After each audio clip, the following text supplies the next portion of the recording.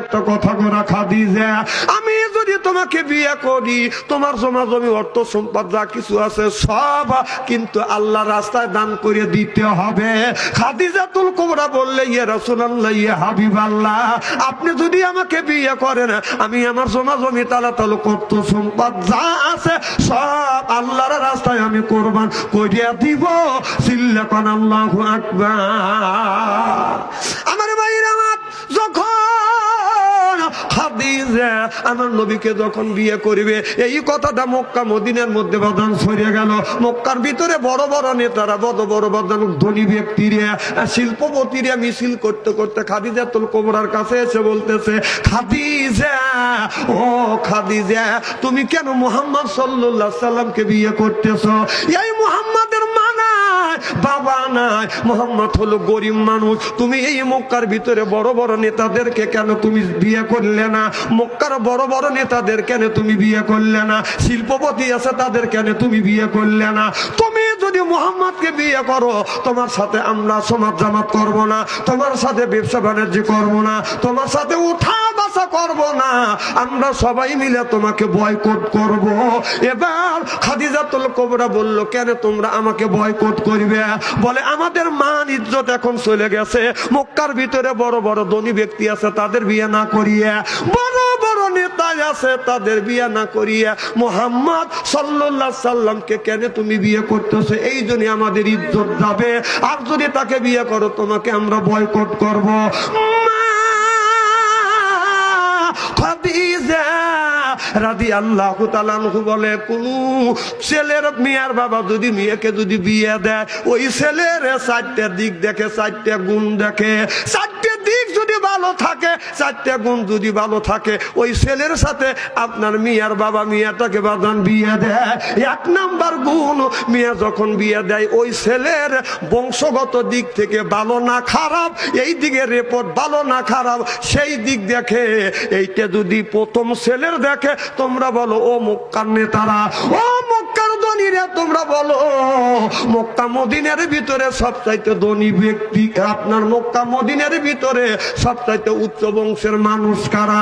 বলে, মক্কা মদিনার ভিতরে উচ্চ বংশের মানুষ হলো কুরাইশ বংশের মানুষ।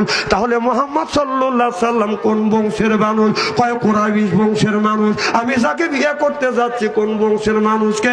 কয় কুরাইশ বংশের মানুষকে। সিল্লাকান আল্লাহু আকবার।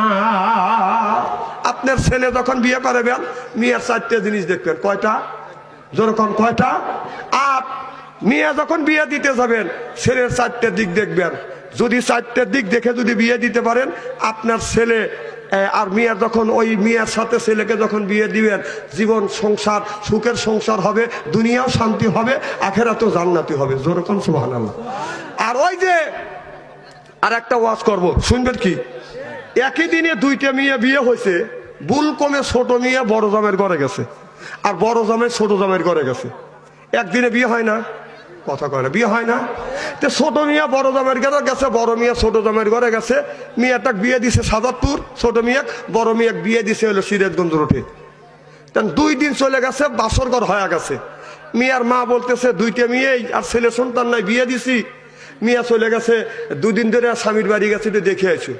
তখন বাবা সকালবেলা খাবার খায়, ছাতা হাতে নিয়ে বাসে উঠে ছোট মেয়ের বাড়ি গেছে সাজাদপুর। যা দেখে ছোট মেয়ে না, ওই বাড়িতে গেছে বড় মেয়ে। কেন মা, তোকে বিয়ে দিলাম সিরাজগঞ্জ, তুই এখানে না? এখানে তো আমাকে দিছে। বাসর ঘরে আইসে, আজ 2 দিন হয়ে গেছে, বাসর ঘর হয়ে গেছে। দৌড় বাবা সিরাজগঞ্জ দা দেখা যায়, ওখানে হলো ছোট মিয়া, ছোট মেয়ে আছে বড় জামাইয়ের ঘরে, বড় জামাই মিয়া, বড় জামাই আছে, ছোট মেয়ে আছে বড় জামাইয়ের বাড়ি, বড় মেয়ে আছে ছোট জামাইয়ের বাড়ি। উল্টা পাল্টা হয়ে গেছে।